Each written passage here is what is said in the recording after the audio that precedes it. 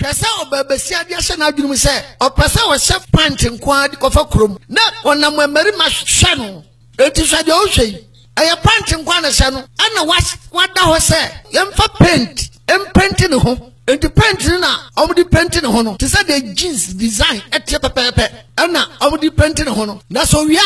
odi naked no akonante krom amamari ma ahwe no odofo biara uche video insa brei men fan so ordinary video bi na wanya ana wo hwe na mom sofo buje me pese wo fadi suade bi pa afri mu na sa wo yo kristoni a wo huru se enema nyina di adanse se wiase ekwana wieye because enkom sha yesu se abrini bekwa wieye a onipa de jabe nante no enu na ne egusu a eye adwuman na ne de obronsam krofo de bewiase nyina ya niama e de akono bone eni adwamamo ebe breni pa enu wadwuma ena obronsam krofo e promote na oba wote se no omfare no ho na ni hu ade because ne master bronsam na asoma no ento obronsam adwuma no oya no wa yire no se wo ya de atwakra ama bronsam ene de ekoso wiase no areho mesese de obronsam nam na da so e ma so dom eni gomora ye bone kase tie nyankopon ama onyankopon to oja ne sofe efri soro ebe hyi nkro no sara so na wie ebrenzo obronsam nam sa kwan so hwini padodo dom ko sayem enutina yesu asha hunkom e wo Luke chapter 17 verse 26 no tronsam ne say said ye no abraso ni Lord to no abraso no saranso na ewiase we ebre saranso na beye enutina onyankopon say minyi sa hintasem adi enkyere wiase nyinara ebi say Jesus Christ maya to so mienu no aben adura pona no enche na de obeba no aba ento Kristo ni biara onyankopon beye wadom na benya sa video yi bia behwe no ama unso hu ba bia wiase adu na watumi atwe ho fibone ho na so wura Yesu yi ni hwadi ni mprenu nso a onso ati menya nkwaje ama wokra afa mumye ntie de ohin Solomon so eka efa atade sha ho Proverbs chapter 7 verse 6 to 11 no Proverbs chapter 7 verses number 6 to 11 wasina me fremi dan ebumemu meni hu na kase mo mehweye na mehwe ntete kwafo ne mu na me hu no mo fra mo abrante wa bia na woni tere wo pre abontere ba ne ntweya na wasene efa ne fie kwan ebra ade resa anwumre anaje konkon ani sumu na hwe wo baby ehia wase wo fra edwaman fotam na koma sene wajija ne na sonso asoro ne nan entra ne fie amen na ohin Solomon na oya hin kese pa na onyankopon ma nyansa asochi wiase nipa nyinara na ohin Solomon say asem nya okan ono ankasa adinani ene hui wose na abrante bi nam na abrante bi kohia oba bi a na sa oba no wo hye adwumamofo atade na aha na mepasa me ne Kristofo esua bibi efri sa asabi mu ohin Solomon say ohun oba bi a sa oba no wo hye adwumamfo atade me pese obi ahye sa asabi nso say ohin Solomon wankase oba no yodwumamfo dabi nambo wo say oba no hye adwumamfo atade anuanum si akọ market sabre ya atade bie no ayatwo emu se ayodwumanfo atade ni entebe den ene hodwumanfo atade ene yemfa sem ohin Solomon kai maako ni entiasie ye eyehu de ohin Solomon pese o kire de di kan sababu kaso odwumanfo a hwan ni odwumanfo yobi a oni marima eda agisika obi a oya shawo tutu ni sex worker anase obi oya prostitute na essence odwumanfo tutu ni no anasa sewani na dwuma ne se oni marima da bisika te no abribia no o shantade a ebema waye sexy ebema waye attractive o sha entade a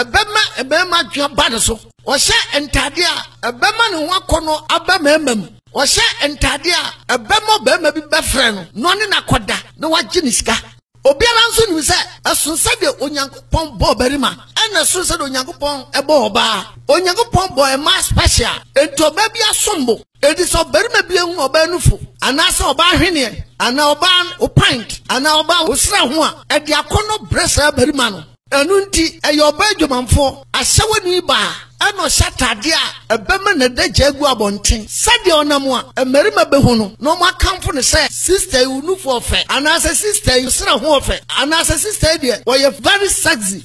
esan sasha wani de na dwuma ne adwumammo enum no nya sika enti da bia no esese we ye na dwuma no ho advert asese wo ye campaign bema wonya more customers enu nti no hye sa atade na bema na dagem adadi se de be ye mema be hunu ayobronsam akwan ayobronsam adwene ayobronsam adwuma ayobronsam tumi ene obronsam honhom na taisa abrabo na chi na enam se onyankopon so mpese a Christopher be promote adwumamonti no kan wo Deuteronomy chapter 7 verse 26 ne kon se emfa se chiwade yi bi enko fie na wonso anya abusudie tese sa atade no uhu amanya wotan na chi efise eya abusudie ade onyankopon ka wasam se ya chiwade no hin Solomon so kan se eyo dwomanfo ne hye sa ntade no enne ewiase nyina ajatom se e fashion e latest e modern e designer wear ama enne center day ne Christopher mpa o mu ye gidifo anka se ye promote nyankopon asam ne ya advert me nyankopon no enne Christopher pon ne hye sa ntade yi ade promote adwamamo atwa akra mabrunsam ene aware form ma ene omo aware ehihye se nyomanfo ntade bi ade promote bonsam adwuma a Christopher mama ninte no brunsam nim se ne braka etia enu tuo mia na kono num eno brunsam mia boninum wasisi ni paso afre ni pani atwi ni padom akosayem entene obrunsam man ma dodo no abom hu naked ena de ni nam krom awra hunyame ma mesi bibie dia dan se wiasi akwana wieye wa hwe de wani treso ba sha tade we pa adi nam krom nani nwuhwe omfare ne ho babia na se we enyo bronsam honhom ene tisa abawe mu a obetimi asasa atade we dia fakrom watu be masintidua ayo bronsam no tasa de we yachi odi ahwe ene obi nso dia odi nam krom ni ene fashion abani ene oba tasa na no ahye de twa no to no ho na ne to no ho ankasa begu abonten enye so obodam o na dwinye adwuma pa o hye de frifie no de pia abonten because ene o say fashion aba na asemi wa hwa nyu awreho ene ofutu for ben o kenyankopon asem no kurem a kire nipa no nipa hunu nyankopon asem no atwe no afiri sa abusudie ni boni ho enye se wabodam o modam na mom so bronsam obe nipa kwa mu a o nipa ye ne nyama te so bodamfo ento se e fashion aba na abaiwa atimi ayesedi na mabonten onyankopon emfa nipa boni enche no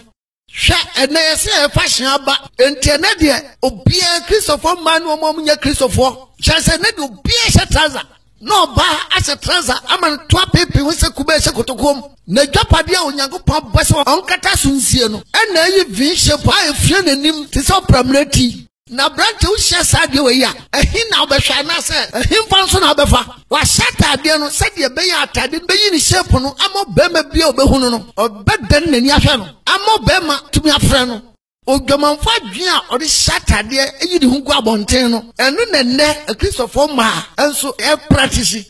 ade onyankopon se ye chiwade na ohin Solomon so akase eye adwamanfo ade no ene wiase nyina ajatum se eye normal ente na unam krom na wo ya brantie wani bo ba bi atade so na wo se umpese obehwe enti yi wani akoto nkyanya ba bi a wo dani wani kura akono de fi wo ba kura e hia no achen de na wo hwa wani bo so anka wo yi wani no awre ho mesia bri boni mu ane wo no enti sa bro yo Kristo ni abrantie na wo bo mpaya ade a esasa wo srefri nyankopon nchen aya hu krunkrum ahoden ani tumi a ebam wanya ho hyeso honhom anya sa be hwase efisa emadodo no ara na abom ho adapa abom ho adagya enam krom efi a wotim babi a wo yadwuma bro no a wote so enkrom ni nkrase ewiase babi a de ekoso anu no enonam krom a etankra na Africa kra de a ende yenka efisa ne so ba kofo ka the pant and na hwinde nyina na gu hoi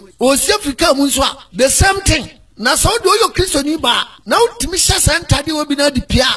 bisa ho se every sabre na wo pia bonten adi kosi se wo be sa be fie no aba wo sa atade no bisa ho se emema dodo se de be hu no fo ho emema dodo se ne be hu wa hwene emema dodo nso se ne be hu sra ho emema dodo se ne be hu afurum na bisa ho nso se emema dodo se na abatom sintidua sabre no yes Kristo se sintidua de beba na de nam so na sintidua beba no onue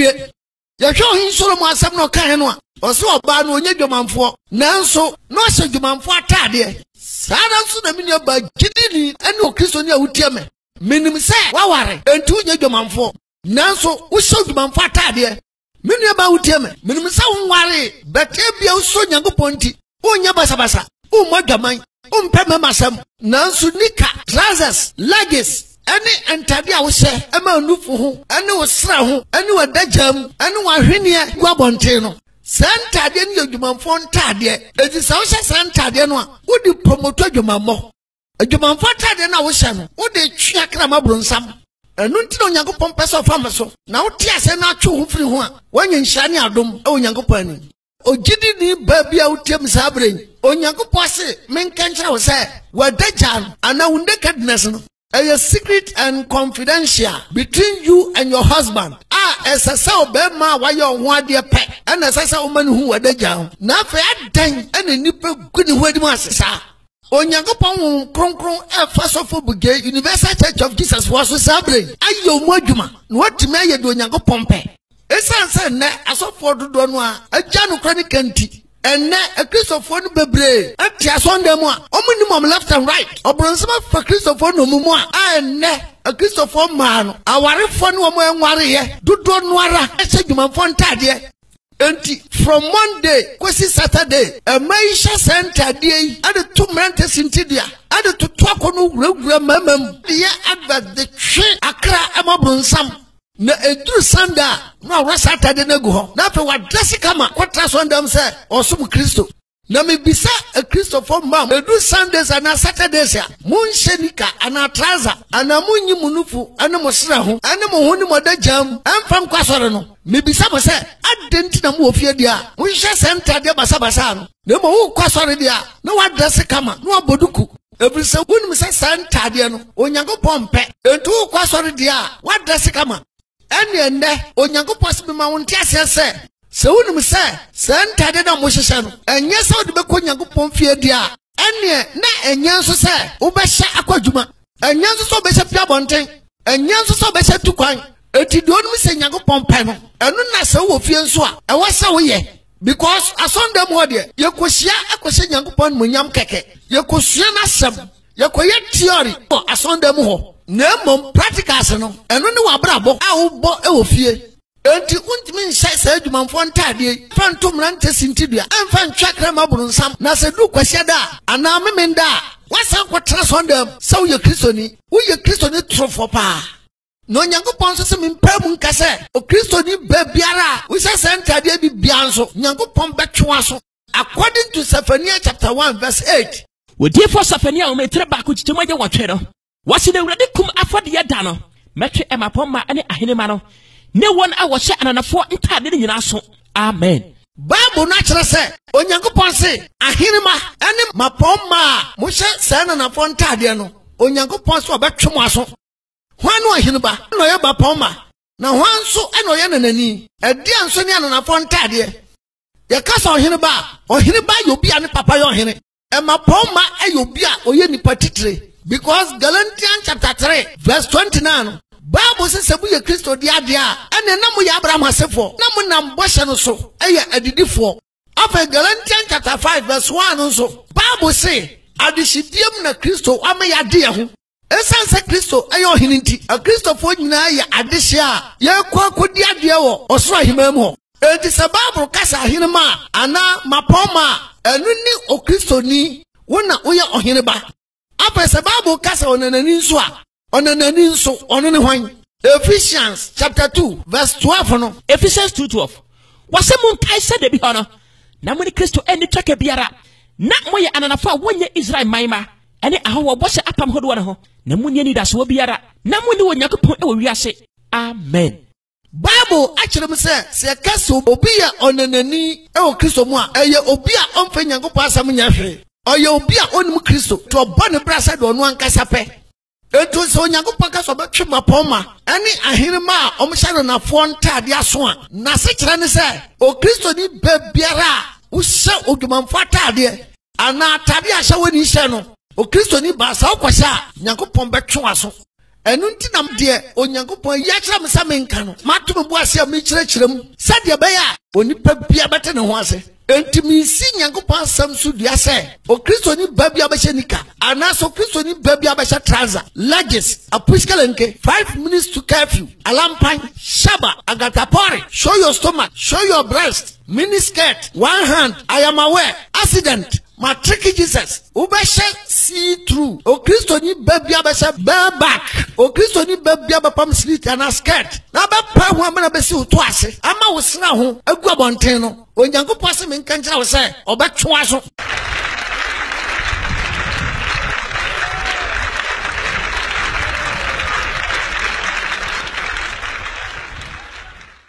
Afeina Meduba New Testament 1 Timothy chapter 2 verse 9 Yentie de Transam neka Timothy umedi kan etre mienu chichimu a eye enkro no wose sara so na emanhye ntade ye emfa eni a ewu ade ne adwene moti akeka wo ho enye mesawo anasika anahwene pa anantade a ewobo mu nemum enyuma pa ya ese ema wo ye onyamso mpa kire mu amen. Paul etwa Christopher man nyina afo se ema enhye ntade ese emfa eni ewu ade eni adwurumote nkeka omo ho enu nti na mhye dadu through Old Testament na ma kyerɛkyerɛ mu akyerɛ wase se nika ensa oba trouser ensa oba efiri se ema omye homosexual and omye lesbians no na de saa afade no ebe wiase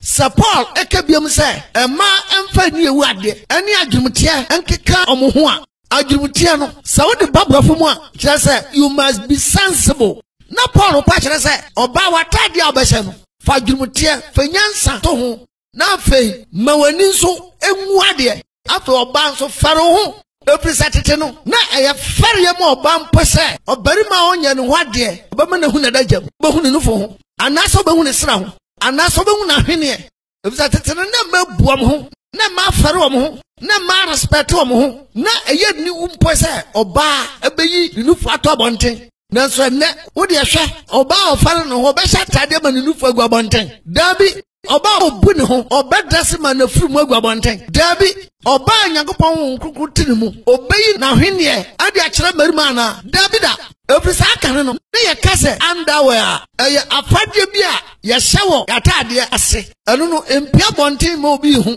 Bribiti say ebi obema pint and now boxer shorts and now singlet and now banso ebi a brazier o underskirt o panties wa hwene se nyama nyina na akane no ye fra no underwear ansa wo hye wa atade na se ansa na wa hye atade aguso nanso ne esansa obronsam ayi fade afri nipa mu nti no ene de underwear na ye hye atade ase no enu mom na ne onipa hya ode no mabonten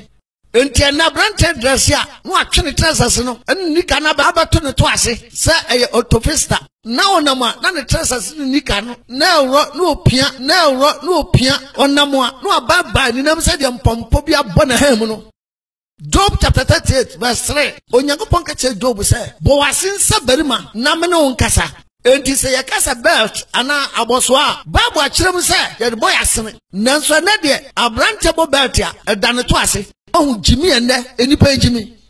Adia bakwa Paul esanka ho asem eye emesawo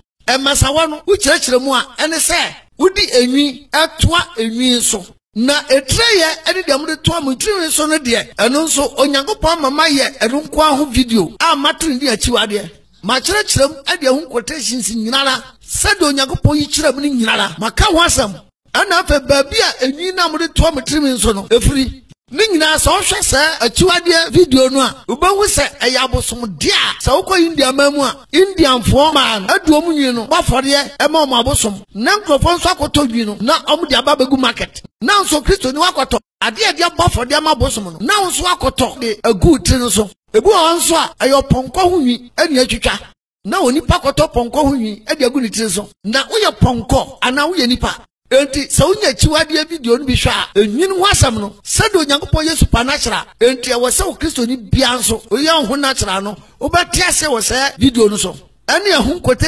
nyina no hwe se video no a bati ase afa artificial nails artificial eyelashes artificial eyeliner de man di drum ani kosua so no ene dom de hye so mawre no ani de omde keka komani ho omkase ene eye fashion no sade babu akasa ne man ho asam ni nyina no matombo ase a kyerkyerem entia no nso unya nipadua video ni bi hwa eno nso obeti ase ne wahu eniema a obronsam aye ba wiase no ene ode awia kristofo na nso atumi atwo ho afiri ho entia no nso achiwade video no ene nipadua video no nso bomode sa no nso ubenya bi atwe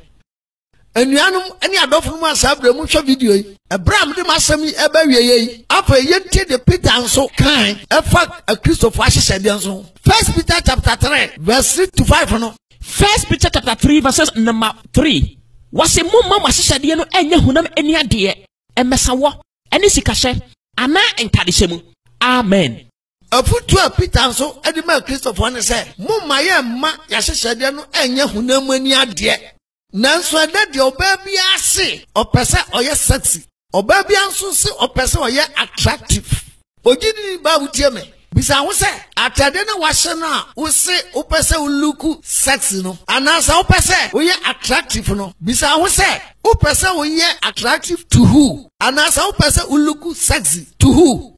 sajun aya shawfo ni otutufo na gire sajun aya hunam adwene o Kristo ni ba nwene sajun no if say Romans chapter 8 verse 6 to 7 no Bible say honam adwen yowo honam adwen ye nitan a odi tan Yankopon na o ma wa honam no o mu ntimi nso Yankopon ni da enu nti na Peter etu Christopher for say mo ma ya hyehyede no enya honam ani ade if say de munim ni say ankampo ko ba waware eye na adwen say o pese o ye attractive wa esese o ye attractive to ni krupe enti ankasenta de bi te say entade bi ye transparent a usha obi behunu wadaja no anka anajo oba hye wadam akire ni kunu sede be ya ni kunu adwene beba no so nanka sa atade no anka yenhye empempia bonten enso net say transparent dressing aduna enobronsam je be wiase a ewiase nyina jato be say e designer wear entoni pasha sa atade we de na mabonten wa wo do obronsam ye nipa wiase afensu ya ba verse 4 no so a Peter kire se o Kristo ni ba anaso warefo ba ma wahyehyede no enye akomam nipa ahinta honhom a adwo na eno ni ade a ne boy den Onyankopon nanim enti oba onhye nika oba onhye trouser oba onhye tade nyini nufu mu abonten oba onhye tade mu na dajam enu abonten no sa oba no na Peter se oyoba wosombo na ne bo nso den e Onyankopon nanim sa ma no na emema tisika ayom ho ade enti sa oyoba na so pekunu anasa opaware enti wo shatade be you shape amememe hu a omohu se wo shape anasa wo shatade ma unufu ho abetete ho anasa wadaja abedadi na ho atima yoba ma bi akono a ene me kase secret ya hintasem ya kira wo se wo se won monyam wo luzu ovalo ugu ho anim ase e bansa wo si wa wade no kwan mo ebisa tade woni pashe no e kasafa ne ho e kira wo suban e kira sa de otie ento barima biara oya responsible mind ahun kukuti ne mu no paso ware oba wo Kristo kwan so ene ne tena bobra no se o hye oba na wadagya mu gwabonte a number 1 ohun wo se wo ye cheap number 2 ohun wo se ohun abo ho so number 3 ohun wo se wo ye dwamanfo number 4 ohun wo se umfare ade number 5 ohun wo se wo ye oba ummu ho number 6 ohun wo se so otisika kra ye ohun ade a bai sey yunufu ene wo sra ho de a kire mema foforo enu nti na ene ama awade ho ye den ama ema ne bebre no eye hintasem pa ne ne osofo buje me yi na di a kire no afa seban sa obema bia obebe wakwa mu bia no eye ye nkonkwa ebi so obema bia obehu bia no opew esono ope ena sono odo oberi makasa opewa wo de bisa ho se efri utiri nkosi wunase ohimfa ena ope eye watade ne wase a unufu hu etabonten no na unufu hu ohu ya no eye osena hu ohu ya no ana opanti no ohu ya no enu na ama hu akono bi akotre ne mu ento opew no no wada keke eye akono bi na badi mu ento no dawie pe wapawa wie kono na firi ne mu ene emadodo enam pabwase pray for me nyina problem eye ba kope ana osofo bema bi obakwam bia no agya esi ho ana osofo promise and fail nko Minia ba Peter say oba okata ne husie no ono na oyo ba ne bo den ento Kristo ni ba ma obo enye den kata husie if it's 1 Peter chapter 3 verse 5 no 1 Peter 3 verses number 5. Was na sana tete no. Emma kronkron ya wode wo ho tu Yakobon so no ehye wo ho. Na wabra wo ho ase emma omo kununom. Amen. Peter ose Yes Christo Mami Mary wan shata de manu fu anwa bonten. Abraham ne yire Sarah wan shata de amane to ampepe wo se banje se kotokom. Isaac ne yire Rebecca wan shata de anyini sira ho anwa bonten. Jacob ne yire Rahel wan shata de amfa ne pant ne sisi achi ankyira nkrofo. Elizabeth nso wan shata de amma na furumu antete ho. Mary, Martha, Salome, Abigail, Tabitha nom tete forma no do hu tu Yakobon aya cho mo asem Bible mu no omo ansata de anye campaign antwakra mabru nsam ente Christopher ma munsu tete forma na brabo na munche ntade ese na munrasi descent enkata mo nsie na Christopher ma mu guye so anim ase dodo mo twakra mabru nsam dodo mu promote adwama mo dodo mo tomrante sintudia dodo enya sana tete forma ne yeye afa bra video yi eba na wiye yentie ye Yes Christo ankasa kan efa atade hye ho our Revelation chapter 16 verse 15 me pato Revelation 16 verses number 15 what's the share marabasa oyufo ensare de owan na wahwa ne ntade so na wanante de jemu na wahunu ne niwuo. Amen. What we say and the abe wiase no aye pornographic pictures and pornographic videos actually say obat me born who naked not the video camera and as a mobile phone not the chat on one kasa na dejam not the to internet so not the WhatsApp any Facebook any social media so and the chramrante internet emrante mabawa aba omo akosku kakra no say ni mobile phone e kura no and computer and as iPad and a tablet and a laptop ne kura no say adwama ho nyama nko a adwama pictures ne adwama videos adwama ho nyama nko a anene enipa na mo hwe me say ayokwan kese na wie ebrem obronsam nam so a ode twemna ten mabawa ko sayem sade o sha ase e wo edi ntom no sade o ye bi e wo no abreso sade o ye bi e wo Sodom and Gomorrah sa na da kwan so nene obronsam nam a ode twinipa e ko sayem no enti amen ne se o Kristo ni abrante ana ababawa e betrase afa Bible sa mekenkan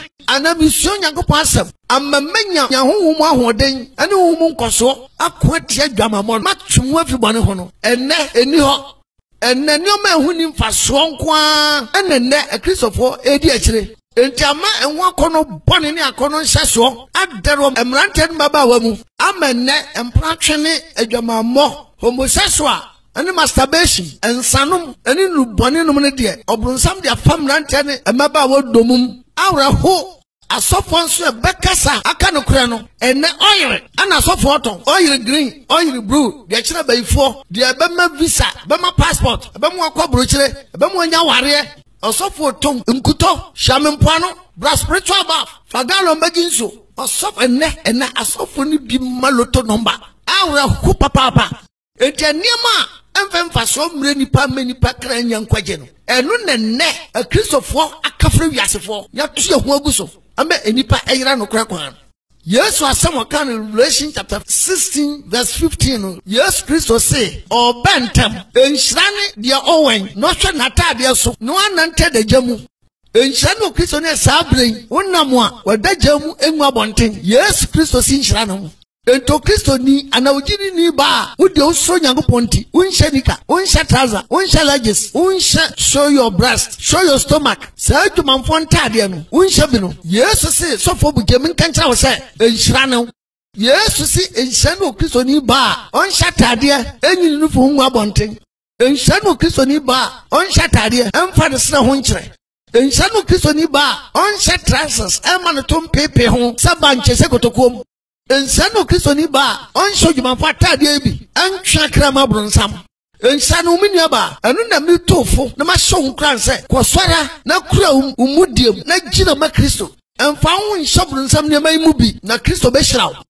esansa fashion anantade hye no eye kwankase a ebre obronsam nam so atwa kra kose yem no entende yasi nyina hu se nyoma no se eye normal se eye latest se eye designer wear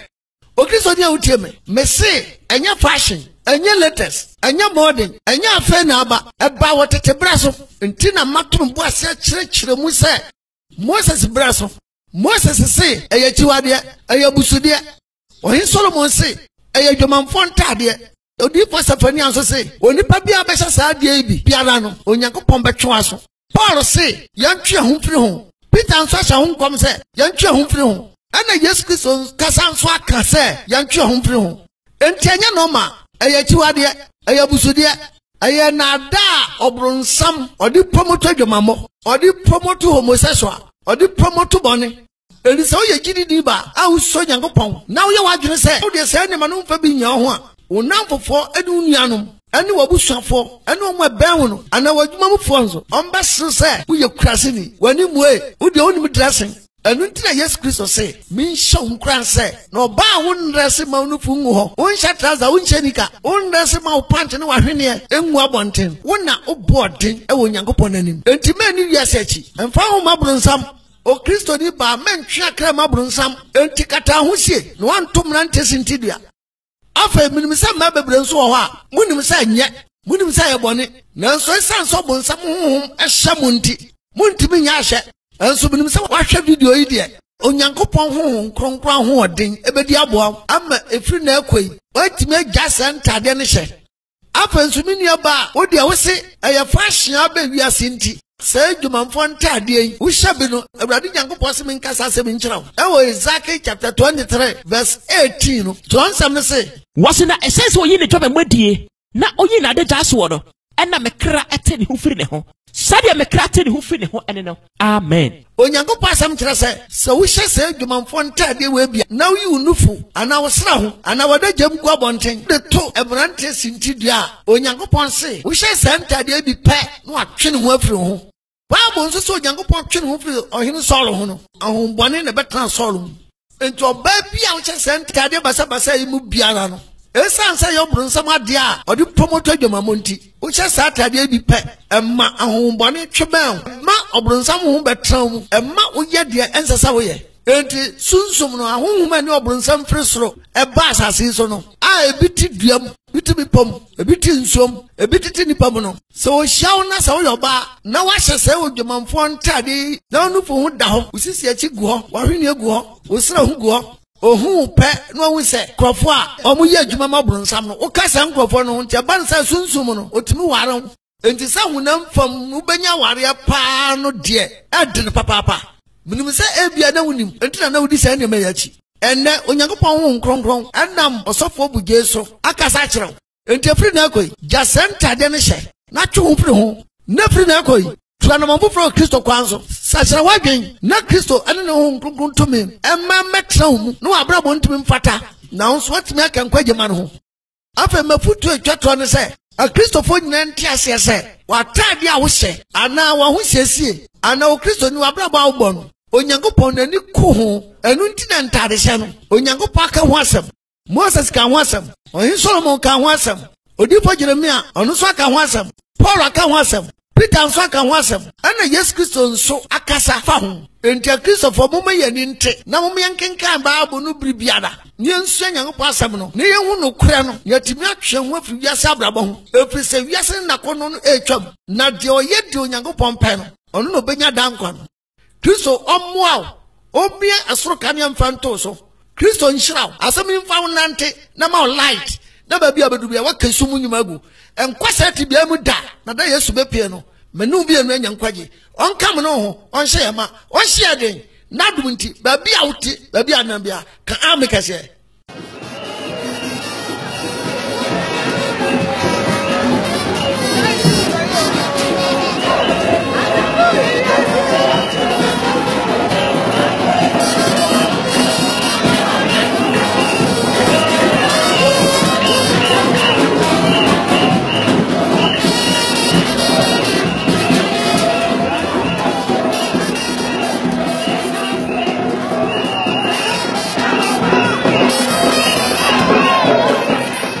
Onyankopon no kre asempa edi onipa ko enkwagye mu no ena enenso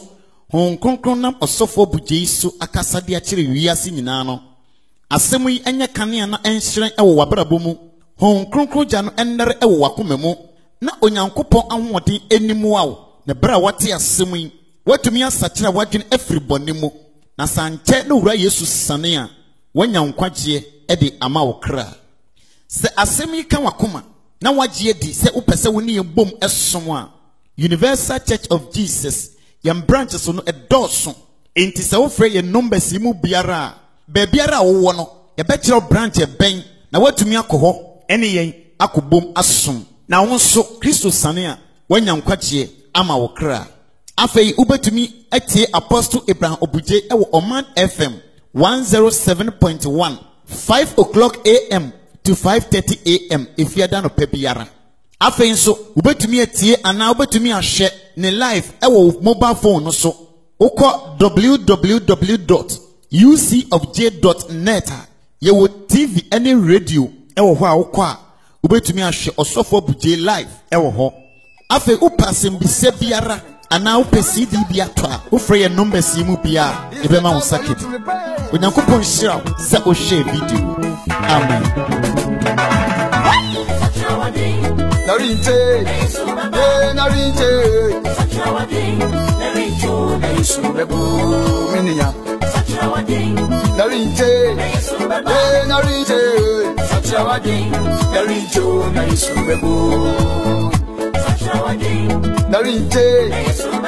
narinte